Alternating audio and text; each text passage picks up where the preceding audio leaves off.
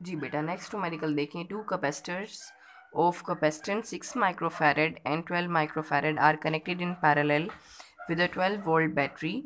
Find the equivalent capacitance of the combination. Find the charge and the potential difference across each capacitor. अब ये देखें, बिल्कुल 13.9 की तरह है, लेकिन इसमें कम्बिनेशन क्या है, पैरेलल है। ठीक है, तो हम पैरेलल के अकॉर्डिंग इसको सॉल्व करते हैं। तो यहाँ देखिए, मैंने इसकी डायग्राम बनाई है। उसने कहा कि दोनों कैपेसिटर्स को हमने पैरेलल लगाया हुआ है। एक की कैपेसिटेंस 12 माइक्रोफैरेड है, दूसरे की 6 माइक्रोफैरेड है, और जो उसे वोल्टेज मिल रही है 12 वोल्ट है। अब अगर आप डायग्राम देखें, यहाँ देखें, जैसे ही हमने बैटरी को ऑन किया, चार्जेस यहाँ से फ्लो करना शुरू होंगे। अब चार्जेस के फ्लो करने के आगे देखें, पाथ डिवाइड हो गए हैं ऊपर, और यहाँ से नीचे से चार्जेस आएंगे, मतलब चार्जेस क्या हो जाएंगे, डिवाइड हो जाएंगे।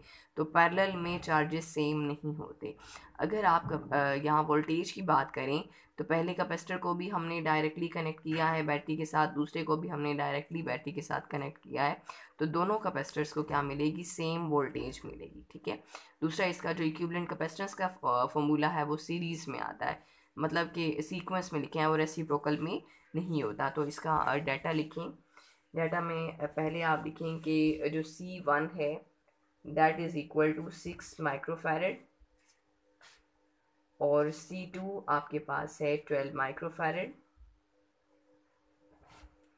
और जो वोल्टेज दी हुई है दैट इज 12 वोल्ट। ठीक है, अब आपने क्या क्या चीज़ फाइंड आउट करनी है, आपने इक्विवेलेंट कैपेसिटेंस फाइंड आउट करनी है। ठीक है, वोल्टेज V1 पहली कैपेसिटर की, V2 दूसरे कैपेसिटर की, चार्ज Q1 पहले कैपेसिटर में कितना चार्ज स्टोर होगा, और दूसरे कैपेसिटर में कितना चार्ज स्टोर होगा Q2, वो आपने फाइंड आउट करना है। ठीक है, तो अभी मैंने आपको सब बता दिया है। पहले इक्विवेलेंट कैपेसिटेंस का फॉर्मूला देखें। जब आप पैरेलल में कनेक्ट करते हैं, इसका फॉर्मूला सीक्वेंस में आता है, मतलब C equivalent is equal to C1 plus C2। Simply हम क्या करते हैं, दोनों को ऐड कर देते हैं, तो ये हमारे पास आ जाएगा। C1 हमारे पास कितना है, 6 माइक्रो, और C2 कितना है, 12 माइक्रो। ठीक है, 12 और 6 दोनों को ऐड करें, कितना आंसर आता है, 18।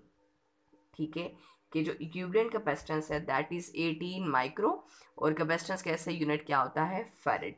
जब पैरेलल में कैपेसिटर्स होते हैं उनकी इक्विवेलेंट कैपेसिटेंस ज़्यादा आती है, क्योंकि उसका फॉर्मूला क्या है, सिंपल एडिशन में होता है। इसके अलावा दूसरी हमने क्या चीज़ फाइंड आउट करनी है, वोल्टेज। तो मैंने अभी आपको बताया, जब पैरेलल में हम कनेक्ट करते हैं तो पहले कैपेसिटर और दूसरे को सेम वोल्टेज मिलता है। तो आप यहाँ लिख सकते हैं कि V1 is equal to V2 is equal to V, और वो कितना है, 12 वोल्ट। मतलब सबका वोल्टेज क्या आएगा, सेम आ जाएगा। हाँ, जो चार्जेस हैं वो डिवाइड हो जाते हैं।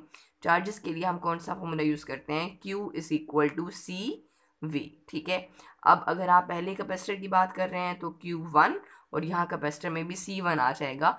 वोल्टेज के साथ हम 1 नहीं लिखेंगे, क्योंकि वोल्टेज सेम है, वोल्टेज डिवाइड ही नहीं हुआ। इस तरफ भी क्या है, Q2 is equal to C2, साथ में V आ जाएगा। पहला कैपेसिटर जो हमारे पास है उसकी कैपेसिटेंस कितनी है, 6 माइक्रो, और वोल्टेज हमें पता है कितना है, 12। इस साइड पे अगर आप ये देखें, दूसरे कैपेसिटर की कैपेसिटेंस कितनी है, 12 माइक्रो, साथ में वोल्टेज कितनी है, 12। ठीक है, 12 6 आर आप करेंगे, 12 मल्टीप्लाई बाय 6 कितना होता है, 72 माइक्रो, और चार्ज का इससे यूनिट क्या होता है, कूलम। कि जो पहला कैपेसिटर है उसमें कितना चार्ज स्टोर होगा, 72 माइक्रो कूलम। ठीक है, इसके बाद 12 मल्टीप्लाई बाय 12 करें, आंसर आएगा 144, साथ में माइक्रो, और हमने चार्ज फाइंड आउट किया है, चार्ज का इससे यूनिट क्या होता है, कूलम। कि जो दूसरा कैपेसिटर है उसमें कितना चार्ज स्टोर होगा, 144 माइक्रो कूलम। तो ये आपके पास पैरेलल कॉम्बिनेशन आ गया। पैरेलल और सीरीज कॉम्बिनेशंस को आपने मिक्स नहीं करना।